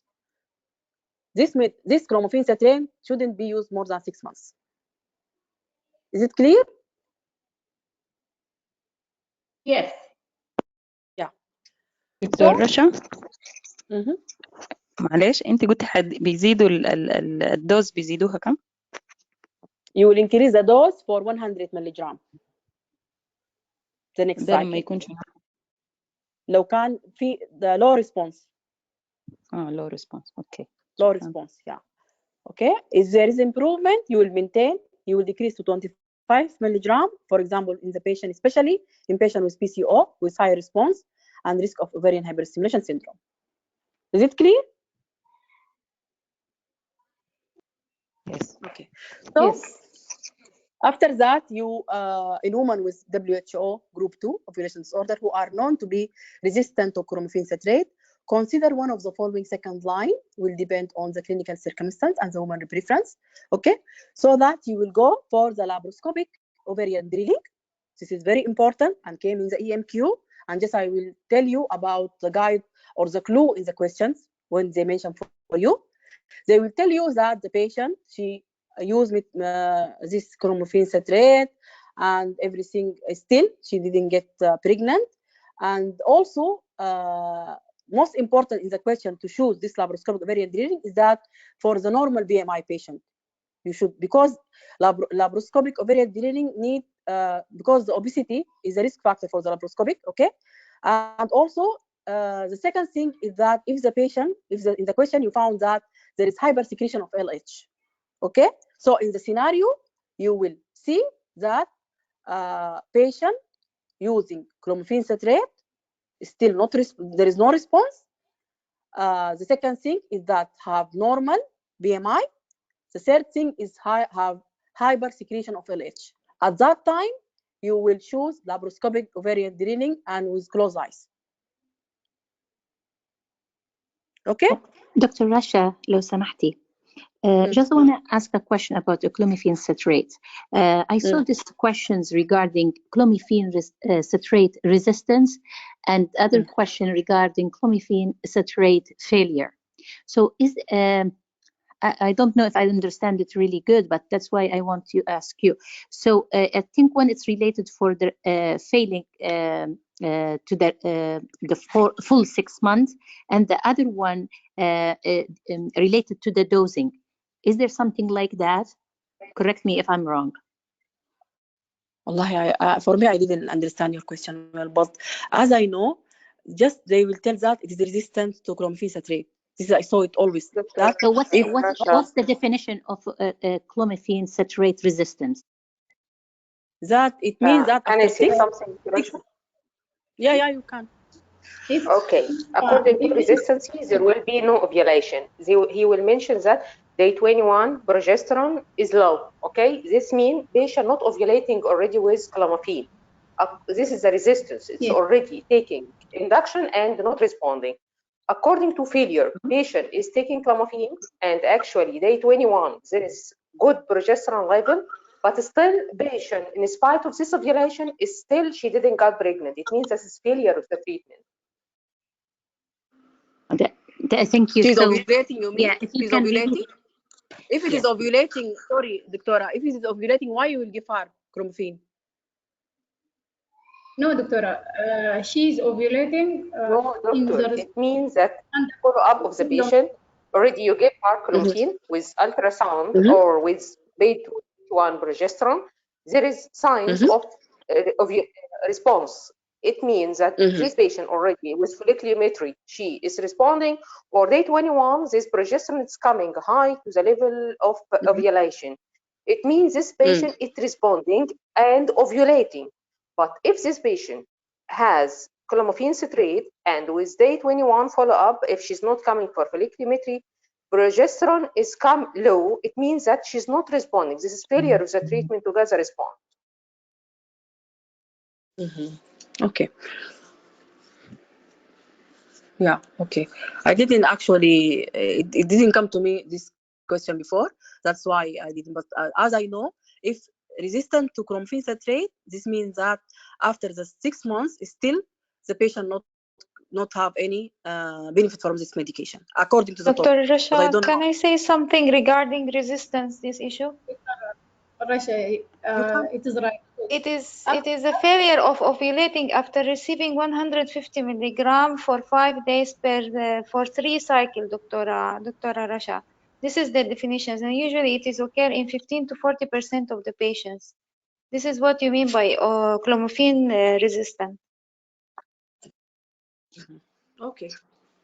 Okay, so if the patient is resistant to clomiphene citrate, I will read it and I will revise and I will write about it, okay? About regarding the resistance and regarding the failure of treatment of the clomiphene citrate, just to make everything clear. Or if anyone, just to write the evidence, to write it and to write the evidence, please, okay?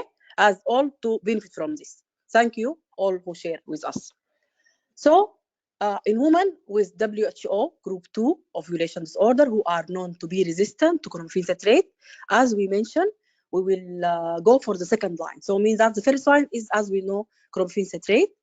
The second line is that we will go for laparoscopic ovarian draining, and we mentioned regarding the EMQ, which come with it. Then the combined treatment with clomiphene citrate and metformin, if not already offered as first line treatment, okay?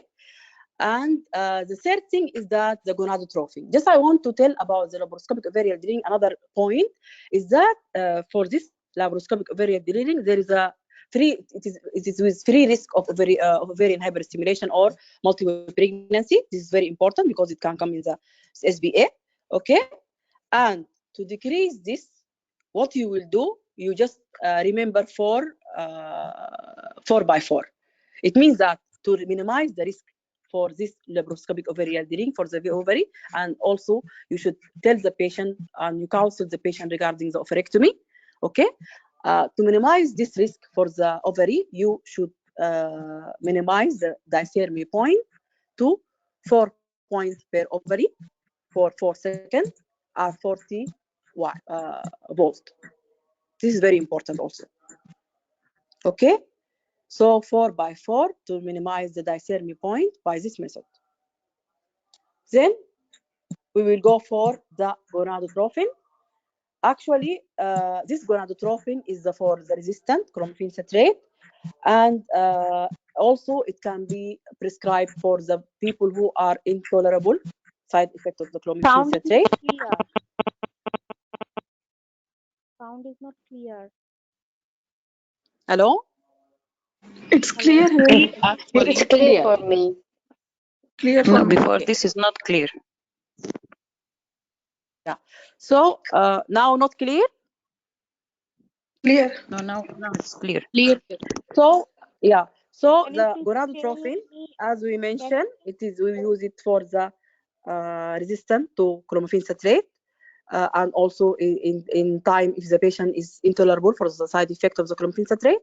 but there is a risk actually of ovarian hyperstimulation and multiple pregnancy. So we will use the regimen like step up. This is very important. Step up, low dose step up, and step Sorry, down. Dr. Rasha, sound is not clear. It's disturbing. Sorry for disturbing, but sound is not clear. Actually, it's clear. Clear. Yes, it's a clear Okay. sound. Okay, so what we will do, careful monitoring for this type of management, the gonadotropin. We will do careful monitoring is mandatory to avoid this complication. So now the chromophene citrate and the gonadotropin, both of them have a risk of multiple pregnancy and ovarian hyperstimulation. The laparoscopic ovarian drilling free from this risk. Okay, take care of this. Then, just one point I want to add is that they mentioned about the aromatase inhibitor, which is the letrozole. But just I want to tell you, just to know that it is not recommended because of poor safety evidence. Okay. Then we will come to the hyperprolactinemic amenorrhea, dopamine agonist. Actually, women with ovulatory disorder due to hyperprolactinemia should be offered treatment with dopamine agonists such as bromocriptine, and consideration should be given to safety for use in pregnancy and minimize cost when prescribing because it is costable. Okay. Monitoring ovulation induction during gonadotropin therapy. Women who are offered ovulation induction with gonadotropin should be informed about the risk of multiple pregnancy and ovarian hyperstimulation before starting the treatment. Okay. And ovarian ultrasound monitoring to measure the follicle size and number should be integral part of the gonadotropin therapy to reduce the risk of multiple pregnancy and ovarian hyperstimulation. Okay, women with also this another important point, just to know about it. Women with PCO shouldn't be who were treated by gonadotropin shouldn't offer them gonadotropin releasing hormone agonist, because as we know, GnRH agonist it doesn't improve pregnancy rate and it will increase risk of ovarian hyperstimulation. This is very important. So GnRH agonist for women with PCO who receive gonadotropin, you will not give them this because increased risk of ovarian hyperstimulation and will not improve the pregnancy. Okay. The use of the adjuvant growth hormone treatment with gonadotropin releasing hormone agonist and or human menopausal gonadotropin during ovulation induction in patients with PCO who do not respond to clomiphene is not recommended. So means that GnRH agonist and or HMG during ovulation is not recommended because it doesn't improve pregnancy rate. The last point is that the effectiveness of the pulsatile gonadotropin releasing hormone in women with chromophene citrate resistant polycystic ovary syndrome is uncertain and therefore not recommended outside a research context.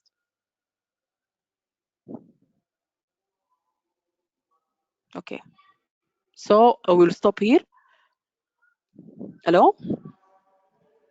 Yes, Hello? Doctor. Yes, Doctor. Yeah, Yes. I will stop here. I have a question. If you will solve the expected question, I have a file. Just let me maybe for 1 hour. Okay, and then we will complete the session after tomorrow. Okay, day after tomorrow. Just one minute. Yeah. Okay.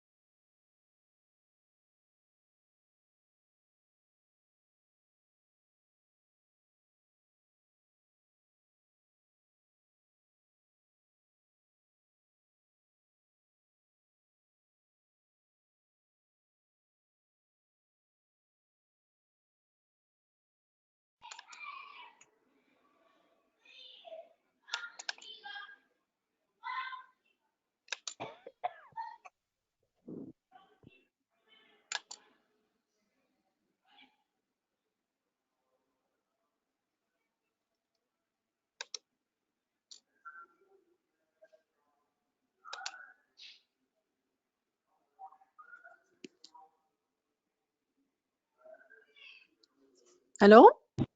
Doctora Rasha, please, if you can clean the screen, it will be very nice for us. Yeah, really. Yeah, I cannot. That's why I'm asking before. Anyone know how to clean it? Because it's not me, actually.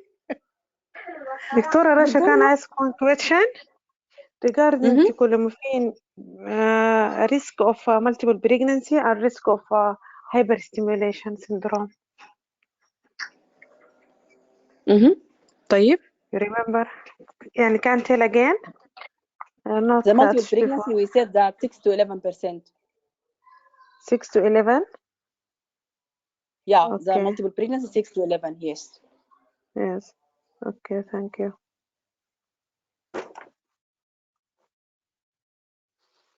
Okay. Thank you. So, please, if anyone can tell me how to take this out, this line. Dr. Rasha, check. I think there is someone sharing the screen with you. That's why, because it's not supposed, it's just the organizer is supposed to have the screen. So check who's sharing the screen with you. Maybe me, I don't know. Just 1 minute. Me. Okay, just 1 minute. Make a presentation, send chat message.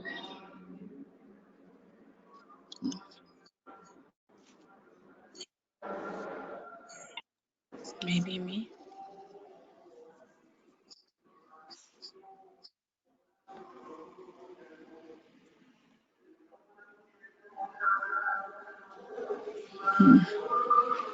I don't know. Okay, just let's start. At the taskbar, you will see one icon where you are making the colors on this PDF. Okay, if you will press that icon, then there are three further icons: eraser, color, and messages. Just take eraser from there, and then after that you erase. Point. Where is the eraser? Go up. Up on the taskbar. You see, we can see your screen. There is add notes. Okay, on add notes, click the add note. Where add notes? No, there is no add notes. Where? You have Doctora, you have on It's your in the upper right side. Yes. Top right side. No, come down. Then yes. With the printer, there is add notes. Okay, go there. Add notes, and there is pencil. Pen. Click that pen. Up, where is add notes? Where? I'm now. You see my. With the printer, there is. Rasha. After that, there is one. رشا طلع السهم لفوق مكتوب add notes. يلا add notes مكتوبة فوق امشي صغير. لسه الهامش على يدك اليمين فوق الهامش. يمين. ايوه يلا على يمينك تحت شويه النجمة. تحت النجمة. يلا تحت مباشر الهامش الست طوالي ده. ايوه شايفاها عاد نوت الصفراء دي. كليك ذا بن. ايه بن كليك ذا بن. تحت فيها قلم دي. ايوه بس. يلا طيب اديت ميتنج ما عارفه سيف يا واحده فيهم. طيب الصح هي قالت لك اضغط القلم انا بس ما فيها قلم كتير. لا بس الاد نوتس دي جنبها قلم. احنا طبعا شايفينها لكن شكلك انت شايفه حاجات تانية. انا ما شايفه المشكله. اخذت فيها سهم ما القلم الهناك دي لكن طيب اوكي. القلم عيني النجمة دي انزلي منها تحت. طيب خلاص عشان ما نضيع الزمن. اوكي not to waste time. اوكي sorry. اوكي so we will start. ما حيخلوك كل دقيقة حيقول لك احسن تصلحيها. المشكلة ما we'll waste time if we do this. طيب كده قول لهم 5 دقائق وشوفيها وارجعي. خلي زول اللي بتعرف دي قول لها بس تابعي معي. طيب Dr. Rash, better we continue? Yeah, but if anyone know how to erase this, can just tell me. As long as one of you, please. One of you, okay. just one of you. It's fine. We can see the screen and the questions, so you just can continue. Yeah, it's better we continue, doctor, because we can see everything. Okay. So the first question. زعل صوتي. عم بقى يكتب كمان القلم الحمد لله. So the first question. دكتورة رشا بعت لك على التليجرام الصورة وين القلم اللي موجود ودرت لك عليه سيركل. وين في التليجرام؟ على التليجرام برايفتلي بعتها لك. طيب انت I want to tell you this because in my screen I will send for you my screen because my screen in this part it's closed by the GoToMeeting this one icon. Okay, so I cannot go after it back to it. I mean that's why. Okay, just let's complete. Okay. Yeah, but inshallah next time will not be there inshallah. Rasha, please. Sorry for inconvenience. Yeah.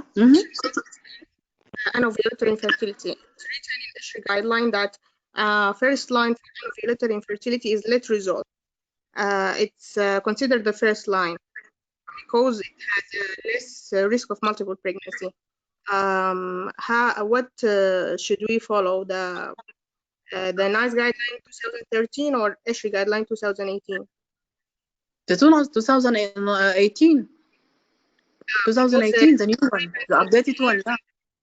Yes, clomiphene citrate in the NICE guideline, while in 2018 ESHRI guideline is letrozole. No. You will go for the NICE. Don't go with the ISHRA. First line because even the ISHRA have also guideline with the recurrent pregnancy, recurrent miscarriage. I mean. Yes, so yes, not to go with ISHRA. Yeah, not to go with ISHRA. Okay. Okay. Thank you. Okay. Yeah. Just 1 minute. Sorry. So who I forget actually who tell me that you want to share, but just I will go for the screen by order. So the first one, AA. He can share with us.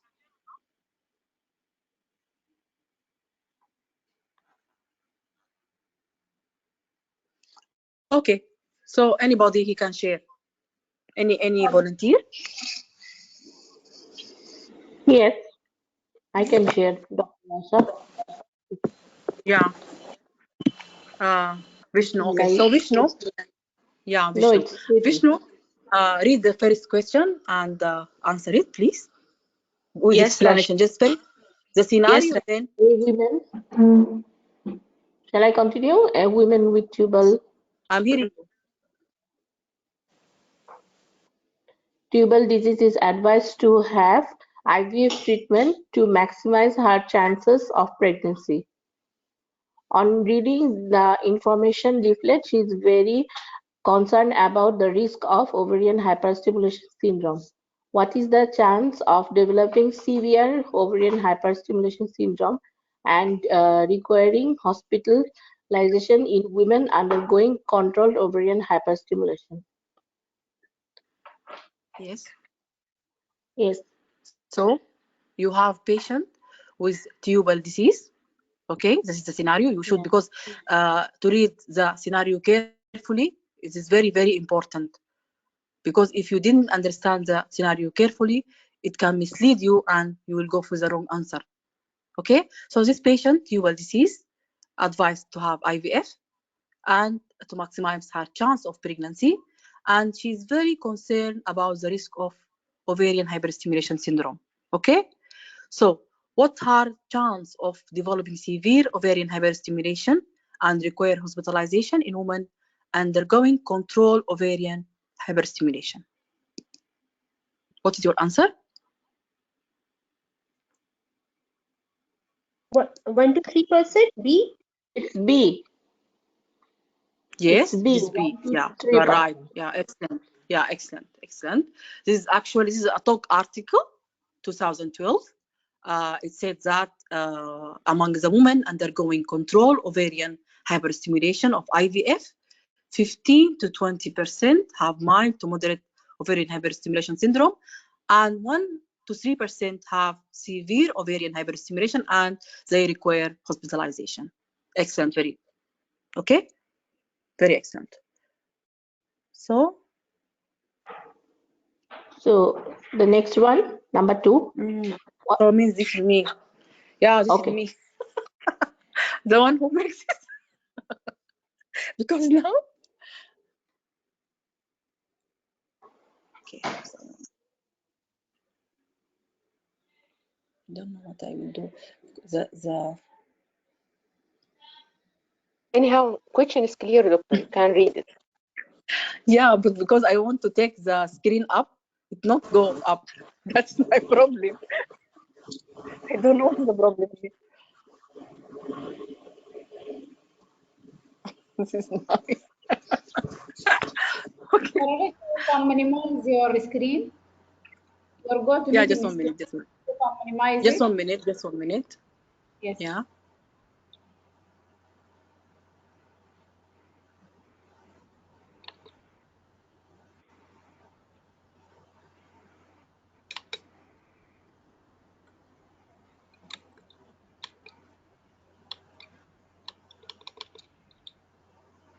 The other column.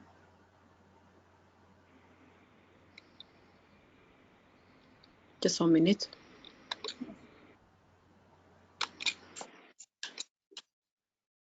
Excuse me, no slide is visible. Just wait, please, guys.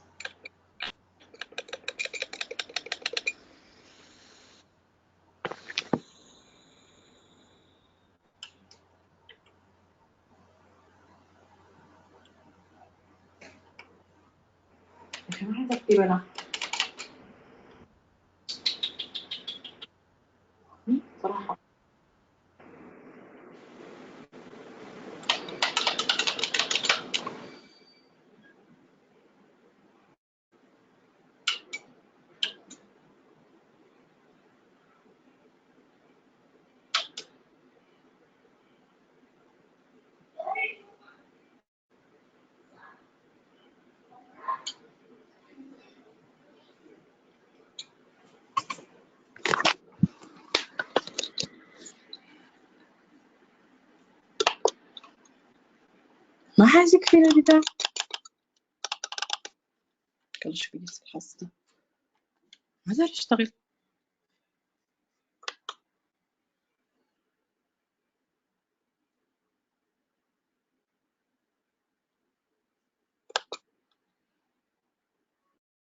رشا ممكن تحوليه يحله في التليجرام لو ممكن، ما عارفة كيف.